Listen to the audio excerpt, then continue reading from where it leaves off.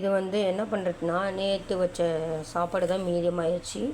நேற்று வச்சு எதனால் மீதமாச்சுன்னா, நம்மளுக்கு புரோட்டா சாப்பிட்லான்னு ஆசையாக இருந்துச்சுங்களா, அதனால் புரோட்டா வாங்கிட்டு வந்தாங்க. ஆளுக்கு ஒரு புரோட்டா சாப்பிட்டு மீதி சாப்பாடு வந்து மீதமாச்சு. அதனால் நம்ம வந்து பழைய சாப்பாடு வந்து தாளிக்க போகிறோம். வெங்காயம், ஒரு தக்காளி, மல்லித்தழை, மிளகாய், கருவேப்பிலை எடுத்தாச்சு. இப்போ வந்து வடைச்சட்டி ஒன்று வச்சுட்டு அதில் வந்து ஆயில் ஊற்றிட்டோம். ஆயில் நல்லா காஞ்சக்கப்புறம் கடுகு போட்டுடலாம். ஆயில் நல்லா காஞ்சிருச்சு. கடுகு போட்டுடலாம். கடுகு போட்டாச்சு. அப்புறம் வெங்காயம், பெரிய வெங்காயம் தாங்க கட் பண்ணி வச்சேன், சின்ன வெங்காயம் கட் பண்ணல. இன்னையோட ரேட் வந்து தக்காளி எவ்வளோன்னா, 1 கிலோ 45 ரூபா ஏறிடுச்சு. 20 ரூபா இருந்துச்சு, 10 ரூபா இருந்துச்சு, 11 ரூபா இருந்துச்சு. இன்றைக்கி 45 ரூபா ஏறிடுச்சு. அப்புறம் நல்லா வந்து தக்காளி வறுத்துக்குங்க.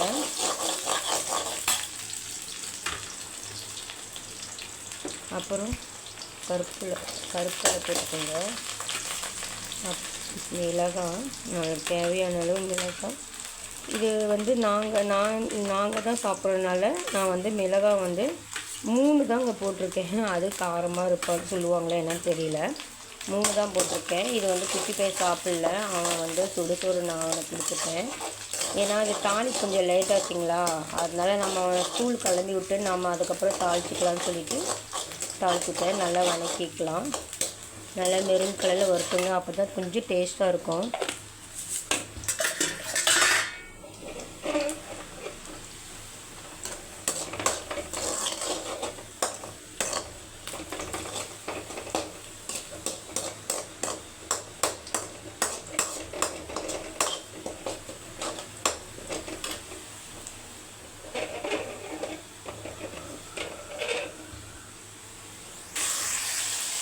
ஒரு தக்காளி தான் கட் பண்ணிவிட்டோம். அந்த தக்காளி போட்டு நல்லா வறுத்துக்கலாம்.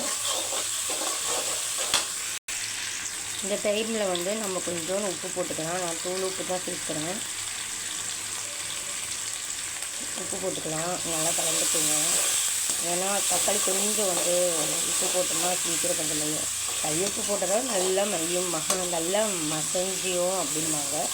நான் வந்து கொஞ்சம் மஞ்சள் போட்டுக்கலாம். வெறும் தக்காளி வதக்குறப்ப மஞ்சள் தேவையில்லை, நம்ம சாப்பாடு போட்டு வதக்குறதுனால நம்ம மஞ்சள் போட்டுக்கிறோம். வெறும் தக்காளிக்குள்ள நான் மஞ்சள் போட மாட்டேன். இது கொஞ்சம் நல்லா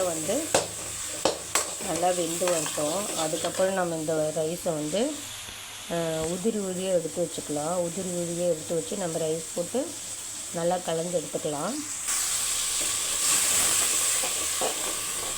அப்புறம் ஓரளவு வந்து நல்லா குழஞ்சி வந்துச்சு தக்காளி. இன்னும் கொஞ்சம் இதாகட்டும். அதுக்கப்புறம் நம்ம ரைஸ் போட்டுடலாம்.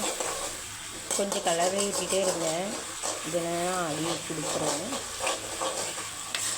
பாருங்கள். சாப்பாடு வந்து ஒரு தட்டையில் போட்டு நல்லா வந்து இப்படி உருகியாக எடுத்து வச்சுக்கிட்டேன். நல்லா அதாவது பூ மாதிரி எப்படி இப்படி போட்டு அப்படி வர மாதிரி எடுத்துக்கிட்டேன். நாம் இது வந்து இங்கே பாருங்கள் நல்லா சாப்பாடு மீதமாகிட்டு. நம்ம இதை வந்து இதில் போட்டு நல்லா கலரிக்கலாம்.